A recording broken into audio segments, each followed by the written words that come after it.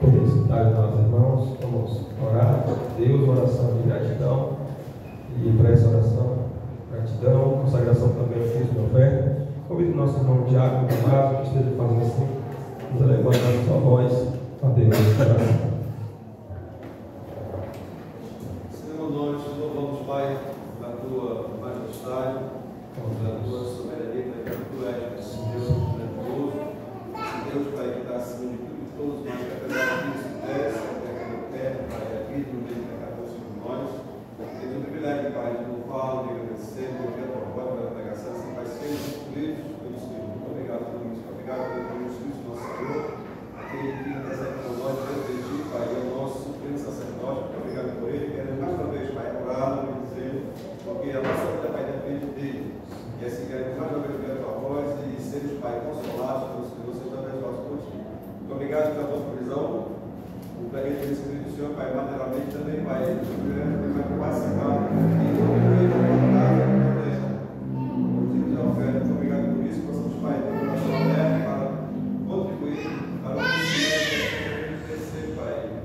E não só em conhecimento, mas também, Pai, contribuir para o crescimento material também. Muito obrigado por isso. É o nosso mais que fé em Cristo, nosso Senhor e Salvador. Amém. Amém. Durante toda a liturgia, nós oramos, nós lemos a sua palavra, nós adoramos. Tudo isso é para a glória de Deus. Deus é glorificado no que nós realizamos. E também, ao ouvir a palavra, Deus também é glorificado. Onde Deus fala ao seu povo, nós somos edificados e no final Deus é glorificado. Nós vamos agora então ouvirmos a palavra do Senhor. O evangelista Mateus Mota está com a palavra.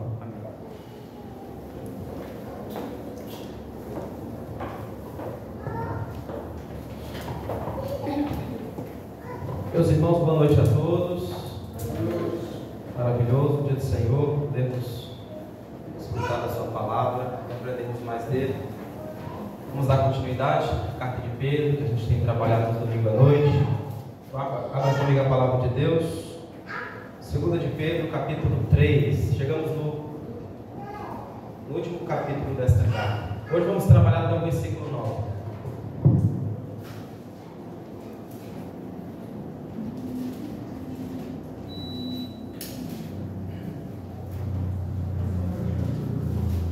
Segunda de Pedro 3, dos versículo 1 ao versículo 9.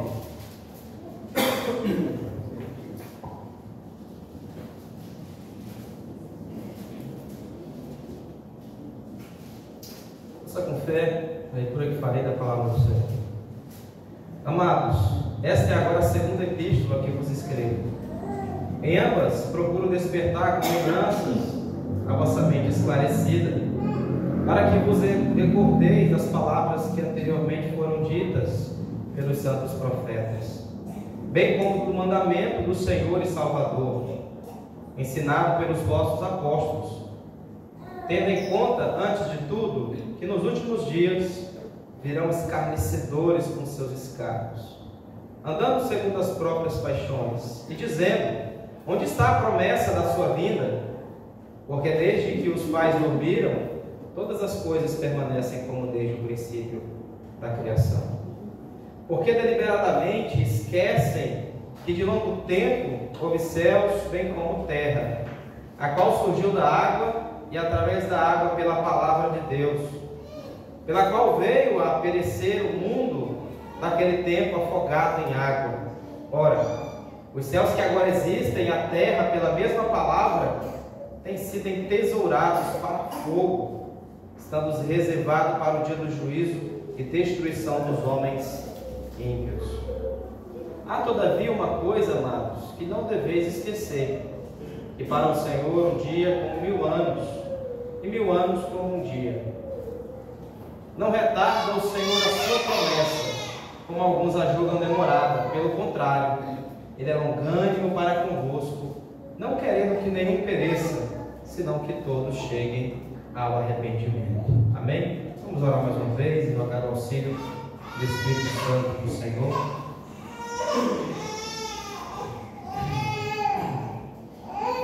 Bendito Deus, Pai eterno, nós suplicamos a Tua graça sobre nós. Nós queremos aprender do Senhor e da Tua palavra, Pai. Senhor, discípulo do nosso coração, toda distração, tudo aquilo, Pai, que impede de nós aprendermos do Senhor e da Tua palavra. Que o Teu Espírito Santo, o nosso Mestre eterno, Ele possa nos conduzir em toda a verdade. Possamos aprender do Senhor, para que assim, Senhor, possamos aplicar e viver a Tua vontade como o Senhor o quer para nós. Vontade essa que é perfeita e agradável para nós. Senhor, nos instrui, fala conosco, faz o Teu reino avançar nessa noite. É o que eu te peço e por fé eu te agradeço. No nome santo de Jesus.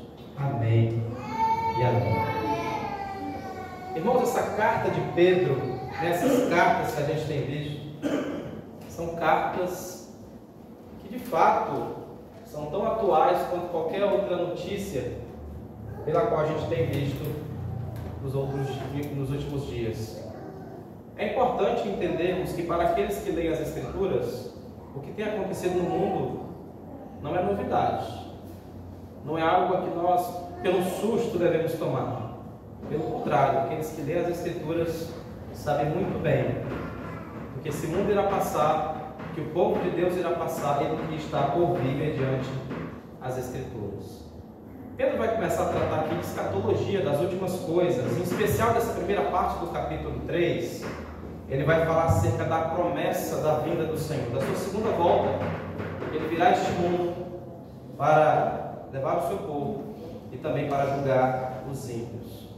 Pedro já fez uma afirmação concisa, já fez uma afirmação da confiabilidade, da autoridade, da inspiração das Escrituras. Aquilo que lemos no capítulo 1, versículo 16, ele diz: porque não vos demos conhecer o poder da vinda de nosso Senhor Jesus Cristo, segundo fábulas engenhosamente inventadas, mas nós mesmos fomos testemunhas oculares da sua majestade. Pedro, bem como o apóstolo Paulo, a gente percebeu tanto isso na primeira epístola, como que ele muitas vezes faz em paralelo entre seus ensinamentos, acerca das virtudes cristãs, acerca de vários assuntos relacionados à prática da vida cristã. E Paulo também diz isso aos Gálatas, no primeiro capítulo, dizendo para aqueles irmãos inconstantes que estavam buscando salvação por obras, que as palavras pelas quais eles estavam dando a eles não eram palavras provenientes de sabedoria humana. Paulo diz que ele mesmo tinha recebido do Senhor. E Pedro tem a mesma ideia, falando acerca da inspiração, da autoridade das Escrituras, do poder que a palavra de Deus tem. Nós precisamos entender, e ao poder nos aproximar e à frente desse assunto, que no capítulo 1 Pedro ele faz essa afirmação acerca da inspiração das Escrituras. No capítulo 2 ele mostra o perigo do falso ensino, da heresia, que são destruidoras, e do juízo de Deus daqueles que distorcem a verdade do Senhor, dos falsos mestres, dos falsos profetas que vimos no domingo passado. E semelhante àqueles 3 exemplos do Antigo Testamento, dilúvio, bem como a mulher de Ló, como também ali no período de Noé, como que eles receberam o devido castigo por causa da sua impiedade, por causa das suas verdades, das suas próprias verdades, daquilo que eles achavam e viviam segundo o seu próprio coração, relativizando a verdade de Deus. E aqui Pedro, chegando no capítulo 3, após já fazer essas várias afirmações acerca dessas verdades importantes para nós, Pedro vai tratar acerca da segunda vinda de Cristo, de como que tudo o que vem acontecendo desde o primeiro século até agora, nos nossos dias, tudo tem culminado, tem progredido para que Cristo volte, para que os cumprimentos da profecia, tanto do Antigo Testamento, como por meio dos apóstolos, se cumpram e que venha assim a consumação desse tempo mau e o juízo de Deus é chegado sobre essa terra. Pedro inicia o capítulo de número 3 dizendo: amados, esta é agora a segunda epístola que vos escrevo. Em ambas procuro despertar com lembranças a vossa mente esclarecida, para que vos escordeis as palavras que anteriormente foram ditas pelos santos profetas, bem como do mandamento do Senhor e Salvador ensinado pelos vossos apóstolos. Versículo 1 e 2. Pedro está falando acerca da sua epístola. É importante que dá-se a entender que ele escreve às mesmas pessoas pela qual ele escreveu a primeira carta. Pessoas essas que não estavam ali, ou que não estavam sabendo daquilo a qual ele já havia escrito. Não. Pedro faz menção daqueles que já haviam recebido o primeiro ensinamento por meio da primeira epístola. É tanto que ele diz que o intuito de escrever essa segunda carta é para lembrar, despertar essas lembranças na mente deles que já eram claras. Então Pedro escreve aos eleitos, aos forasteiros de Deus, daqueles que já conheciam a verdade do Senhor, daqueles que já haviam entendido o Evangelho de Cristo, a igreja do Senhor Jesus Cristo, para que recordeis as palavras anteriormente que foram ditas pelos santos profetas. Pedro chama a atenção dos irmãos do primeiro século e também a nossa, a que, por mais que passemos por períodos como esses, que para nós, para a igreja, é inevitável, né, o falso ensino, a heresia, a distorção da verdade no mundo relativizado que vivemos, tudo isso pela qual nós estamos vivendo e ainda iremos passar mais ainda para nós, não é novidade. Isso já foi revelado na palavra do Senhor, já foi dita na palavra de Deus, e nós que conhecemos a palavra devemos trazer lembrança, né? Despertar a nossa mente, que já foi esclarecida quanto a essas verdades do Senhor. Então, ao longo de toda a epístola, Pedro vem alertando contra essas heresias destrutivas, e agora ele está lembrando seus leitores da necessidade de manterem os seus olhos voltados para a palavra que foram transmitida por meio dos santos profetas, bem como pelos próprios apóstolos.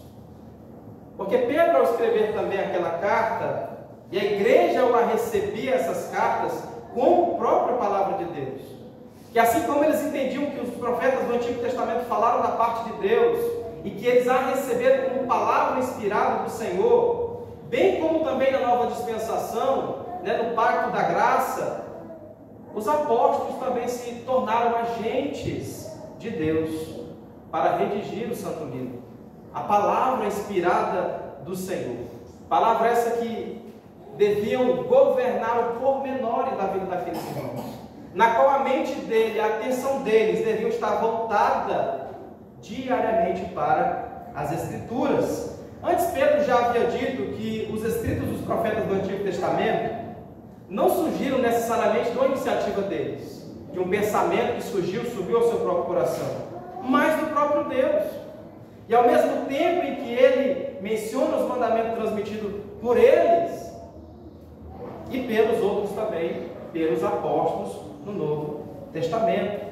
Então, tanto os profetas do Antigo Testamento quanto os apóstolos do Novo Testamento eram agentes da revelação divina, de modo que tudo o que eles ensinam tem a autoridade de Deus que os inspirou, tem a autoridade, o peso da palavra de Deus. Nós lemos aqui no início da liturgia, no momento de contrição, o Salmo 19, o versículo 7 diz que a lei do Senhor é perfeita e restaura a alma.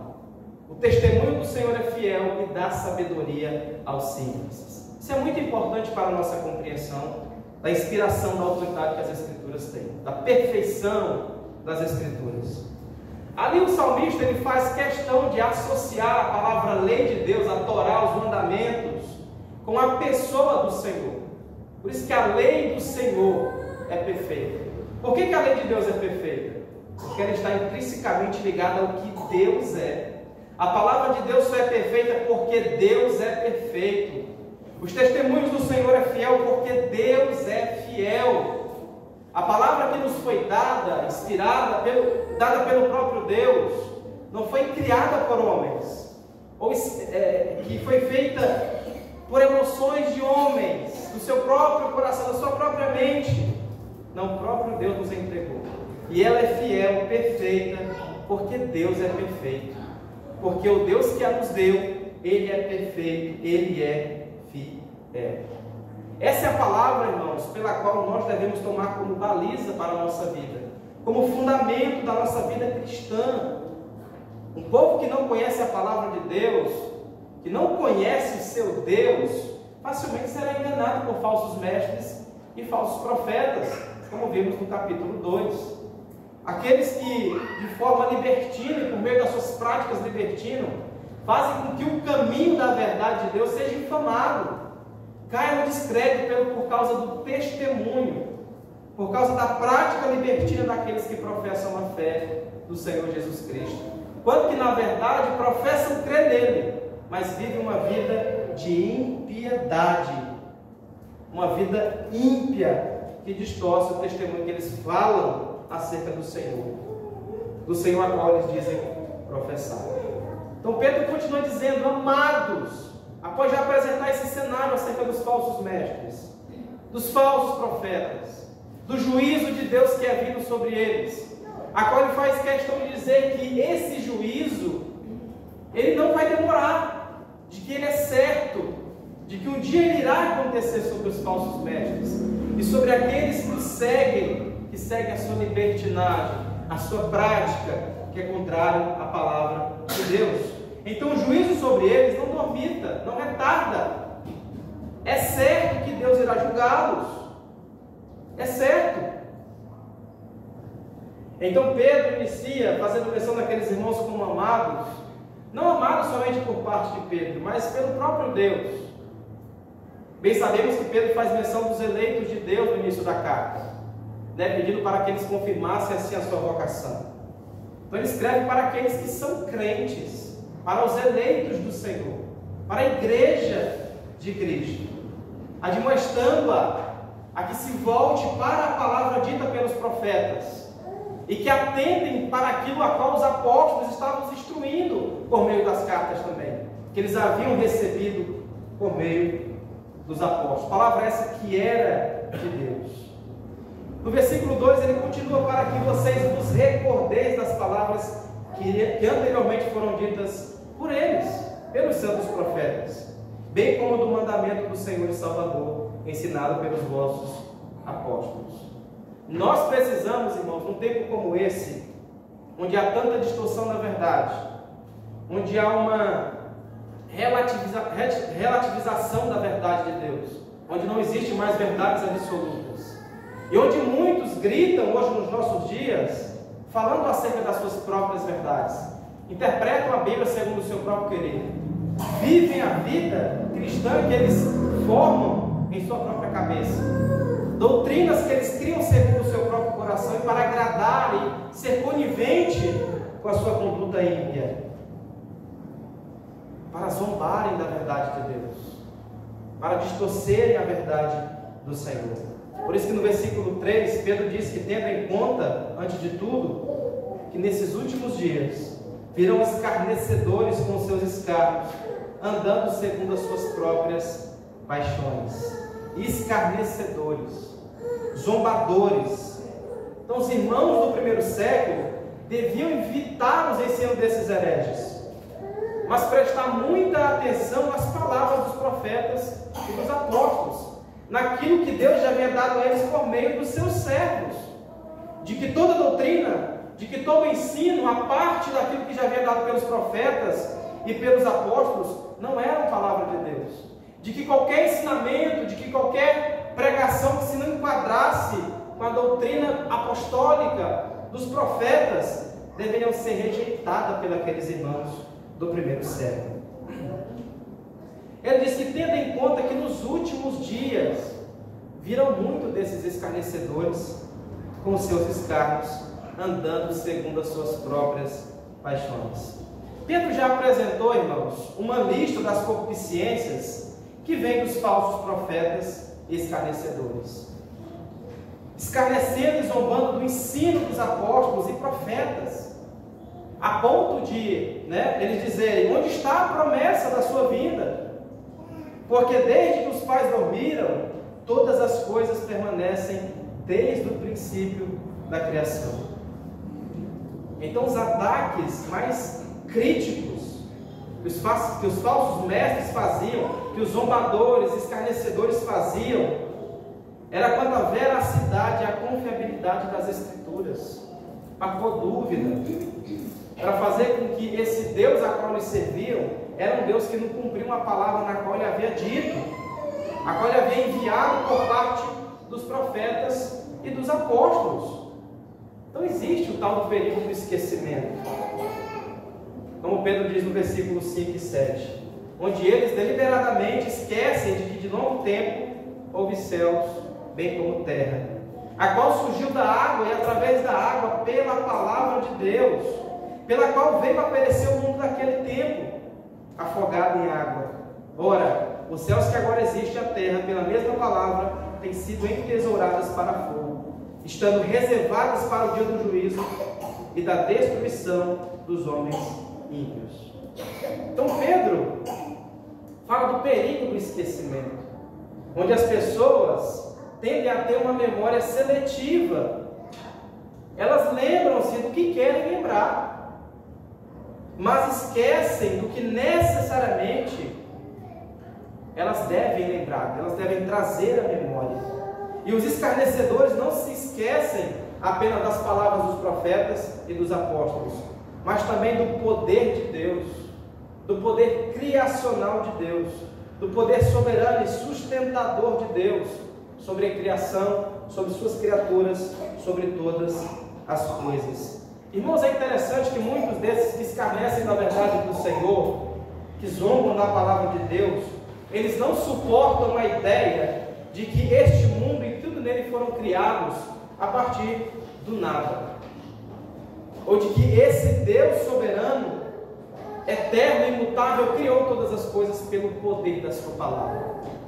Muitos deles não suportam essa ideia e fazem de tudo para distorcer. Relaciona-se a uma bomba como o Big Bang, ou tendem a crer como os evolucionistas, mas querem por tudo tirar de cena aquilo que Deus fez, o Deus soberano, o Deus criador de todas as coisas. Aquele Deus que não criou todas as coisas a partir de algo, a partir da matéria, mas que criou todas as coisas pelo poder da sua palavra, pelo poder soberano, imutável, infalível e eterno da sua palavra. É o termo que vemos em Gênesis, onde Deus disse: haja, que é na verdade aqui um imperativo divino, onde Deus é o único ser que possui a capacidade de criar algo a partir do nada, do mero poder da sua ordem. E Pedro diz àqueles que esqueceram disso, aqueles que esqueceram da palavra de Deus, da verdade do Senhor no tocante à criação, que pela palavra de Deus as águas foram separadas da terra seca, bem como pela palavra de Deus a chuva caiu durante 40 dias e 40 noites, e a ordem criada foi sujeita a um dilúvio enviado por Deus, porque ele não lutaria mais, como diz no capítulo 6 de Gênesis, ele não lutaria mais contra a maldade humana, pois todos faziam o que eram certo aos seus próprios olhos. Então, pela palavra de Deus, os mundos foram criados.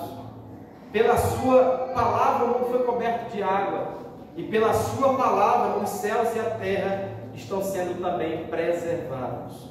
Fala tanto do poder criacional de Deus, quanto do poder sustentador do Senhor. A palavra hebraica bara, traduzida como criar, indica tanto uma ação criacional quanto sustentadora. Então, o que Deus criou pelo poder de sua palavra, Ele sustenta pelo poder dessa mesma palavra. O universo não só nasceu por meio de sua palavra, mas é preservado a cada momento pelo poder da sua palavra. E pela mesma palavra será preservado até o dia do juízo, até o dia do julgamento. Então esses que tentavam, que faziam escárnio da verdade de Deus, perguntando aos cristãos acerca da promessa da sua vinda e zombando deles, isso que para muitos hoje de nós também não acontece, onde todos olham para a criação e veem que tudo está como Deus o fez no princípio, e se questionam onde está a sua promessa da sua vida. E muitos caem até no ceticismo, se tornam céticos no tocante a isso. como no primeiro século, por causa desses que zombam da verdade do Senhor. Mas alguns, irmãos, se esquecem. Pedro diz deliberadamente, de forma excessiva, mas os santos não esquecem. Nós cremos na promessa da sua vinda. Nós bem sabemos que aquele que prometeu, ele é fiel para cumprir a sua promessa. Pedro diz no versículo 8 e 9: há todavia uma coisa, amados, que não deveis esquecer, que para o Senhor um dia é como 1000 anos, e 1000 anos como um dia. Não retarda o Senhor a sua promessa, como alguns a julgam demorada. Pelo contrário, Ele é longânimo para convosco, não querendo que nenhum pereça, senão que todos cheguem ao arrependimento. Aqui o fato de todas essas coisas ainda não terem acontecido, não é porque Deus é negligente quanto à sua palavra. Não é que Deus se esqueceu. Não é que Ele irá cumprir a sua promessa, ou que a sua palavra perdeu a eficácia, o poder. Não é porque Deus é um Deus de falsas promessas. A razão é que Deus é longânimo para conosco. Aqui fala acerca da longanimidade de Deus, fala da disposição de Deus em querer ainda salvar o pecador. E aqui nesse versículo 9, muitos caem no erro, como os arminianos o creem, acerca da eleição condicional de Deus, daquela eleição pautada na fé, onde a fé está baseada na fé do indivíduo. Ele crê, então por isso ele é um eleito. Nós cremos que a fé do Senhor, a eleição de Deus, ela é incondicional. Ela não depende de nada de nós, de nenhuma condição nossa para que Deus nos eleja. Ele nos elegeu, nos chamou, nos predestinou, tudo isso fundamentado tão somente no seu amor, na sua graça e na sua misericórdia. Então, quando Pedro diz aqui que Deus quer que nenhum pereça, nós precisamos levar em consideração duas ambiguidades muito importantes acerca desse texto. A primeira diz respeito ao significado do termo querer, que no Novo Testamento há 2 termos gregos distintos que podem ser traduzidos como pela palavra querer. E seria útil se nós pudéssemos olhar esse texto do original como ele é escrito.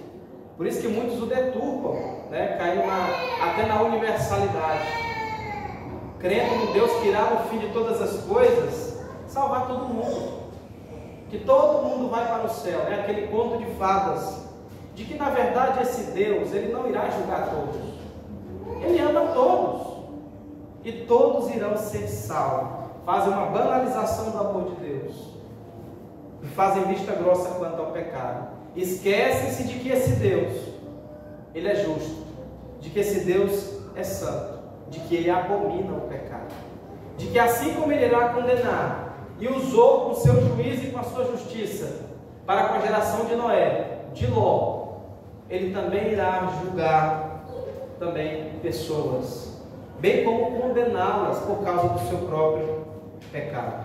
Então é importante olharmos esse texto, esse termo, onde a Bíblia usa o termo querer também em relação a Deus de vários modos no Novo Testamento. Dentre os 3 modos mais frequentes, o primeiro é o que chamamos de sua vontade soberana ou vontade decretatória.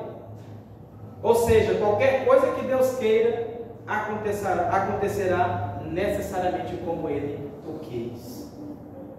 Nossa geração não gosta muito disso, A W. Pink diz isso no seu livro O Deus Soberano, que se a criatura pudesse o homem, ele chutaria o Deus do trono, por causa do seu orgulho, do egoísmo, da perversidade do coração do homem. Eles não querem a ideia de que há um Deus que sustenta e governa todas as coisas, de que até uma folha ao cair está sob o controle de Deus, de que tudo, onde a Bíblia fala que os cabelos todos da nossa cabeça estão contados.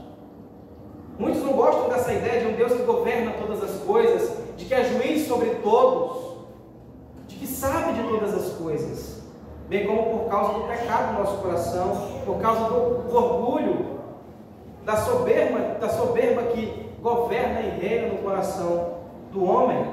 Então, querer aqui também está relacionado à vontade de Deus soberana, a sua vontade decretatória, onde aquilo que ele decretou, onde aquilo que ele afirmou na sua palavra irá acontecer necessariamente.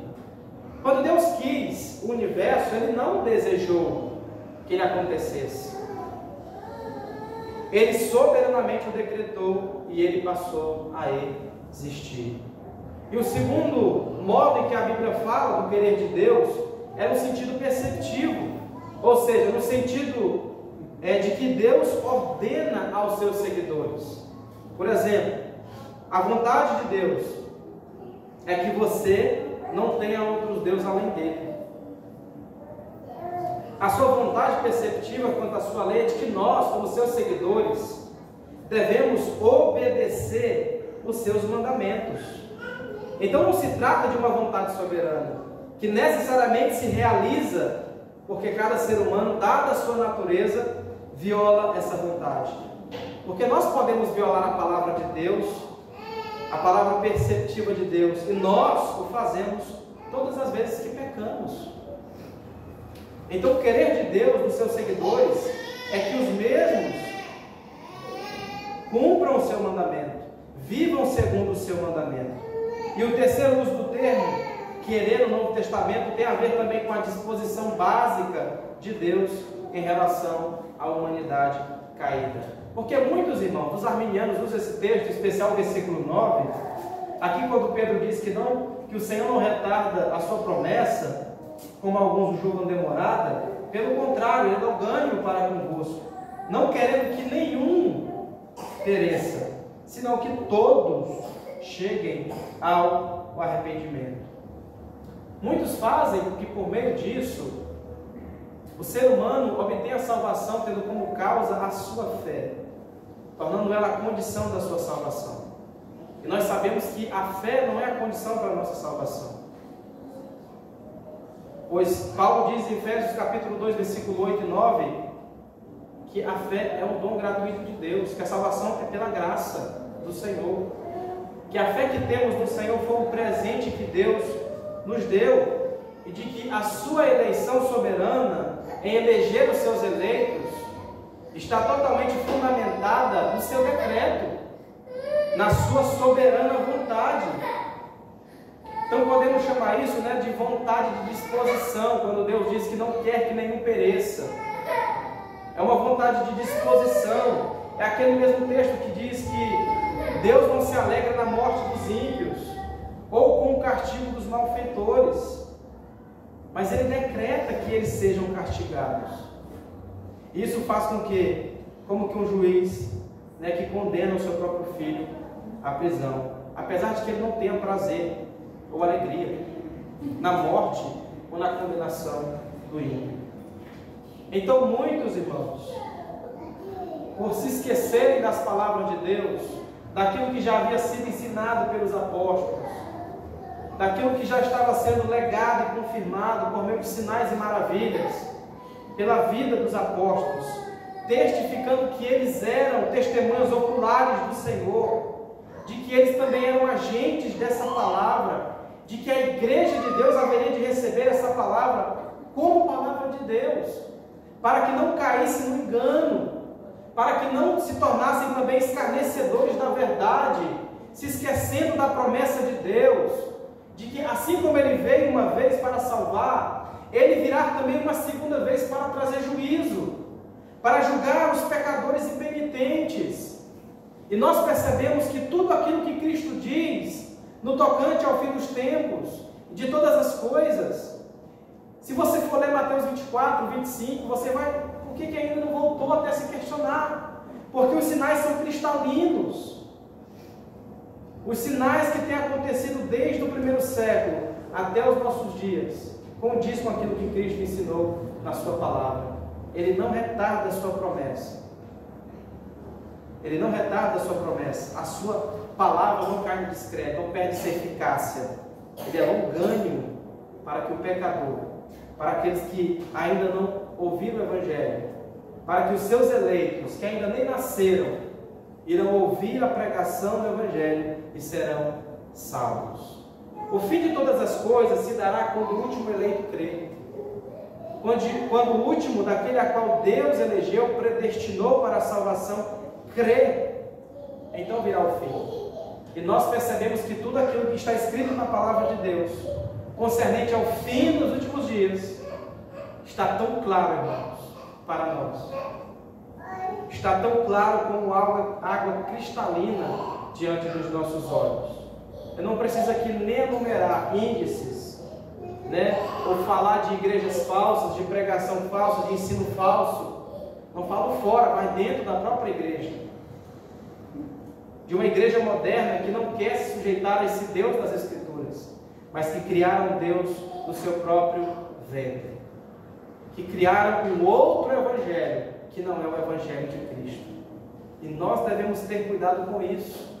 Que em tempos como esses, devemos voltarmos para a palavra do Senhor, olhar para a palavra de Deus, e tudo aquilo que vem acontecendo para nós não é novidade, porque Deus já prediz em sua palavra, porque tudo que está acontecendo nada mais é do que cumprimento daquilo que Deus nos revelou na sua santa e gloriosa palavra.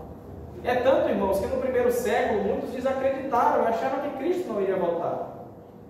Muitos caíram nos escárnios, zombando da promessa do Senhor. Por isso que muitos dizem, que aqueles que morreram não há mais esperança. A ponto de algum em Coríntios, Paulo também no mesmo contexto da ressurreição, aliás, muitos diziam: irmãos, comemos, bebamos, porque amanhã nós vamos morrer.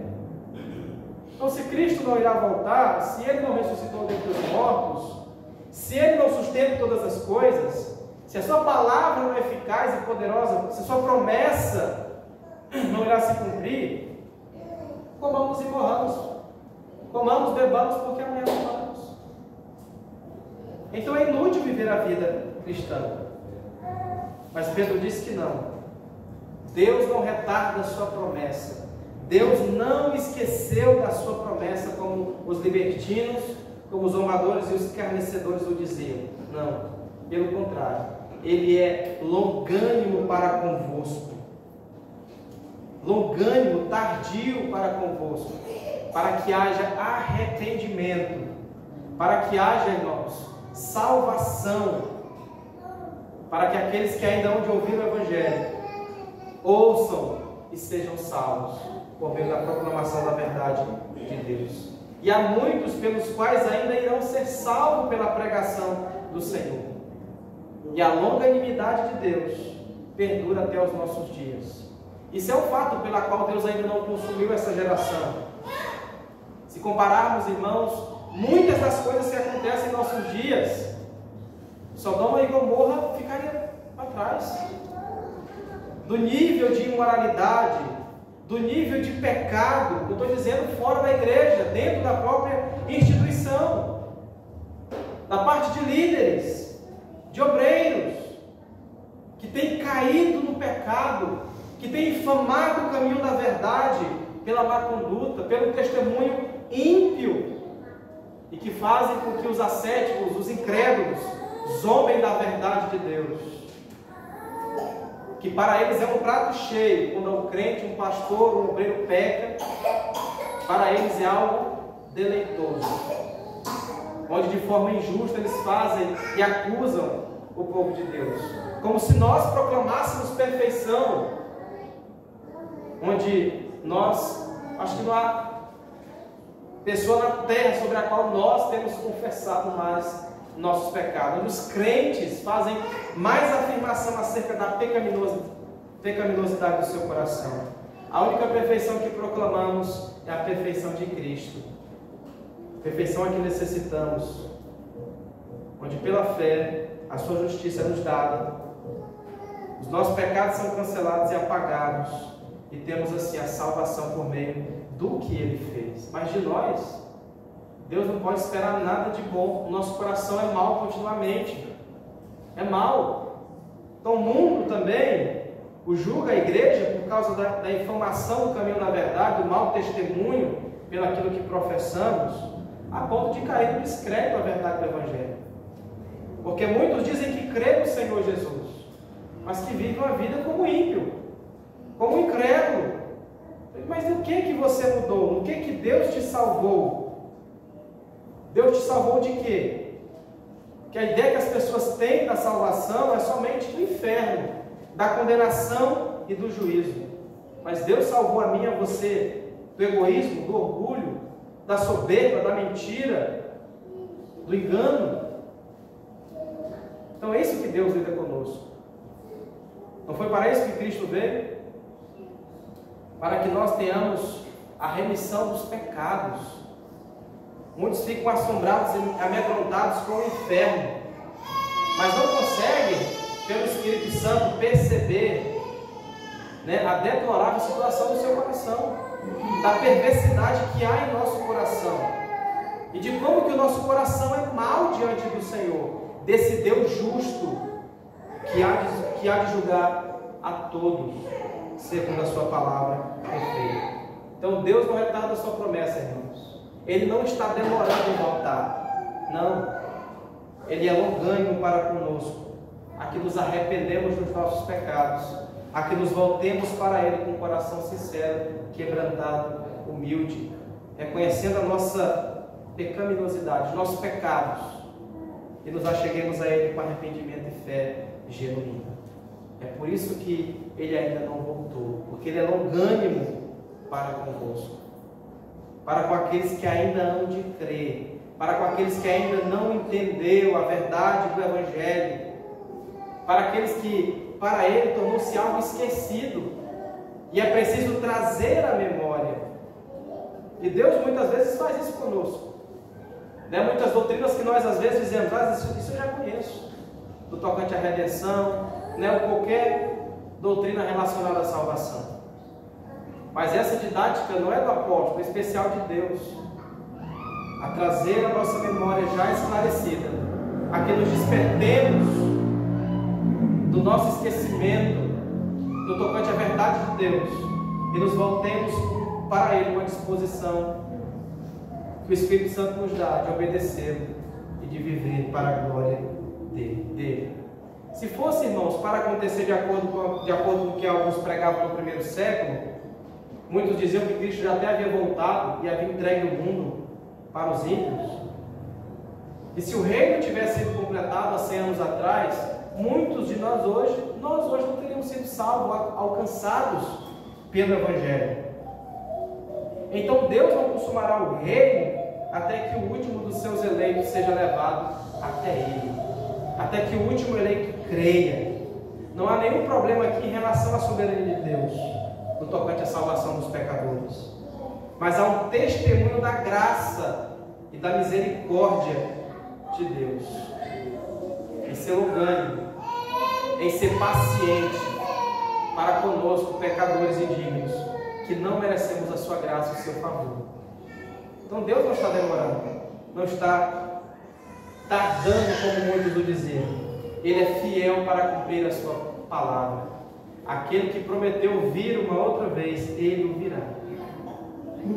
E o virá como juiz, que é o que vamos ver na segunda parte do texto, onde Pedro vai dizer acerca do dia do Senhor, o dia da destruição, onde os elementos desse mundo serão abrasados pelo fogo, onde muitos receberão a justa ira de Deus por causa dos seus pecados.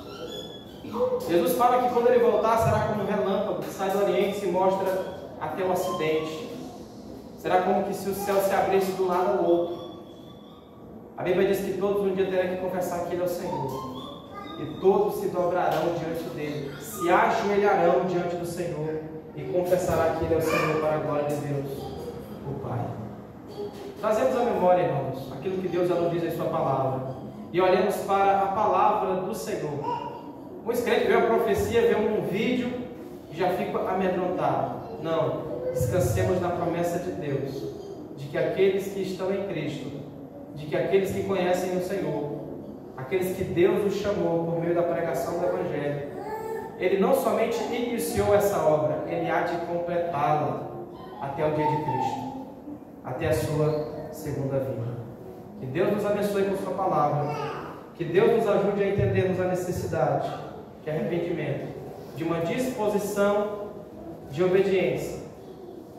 Ao voltarmos para a palavra dEle, procurarmos viver uma vida de obediência a Ele, uma vida que é governada pela palavra do Senhor. Vamos ficar de pé e vamos louvar o Senhor por mais um hino.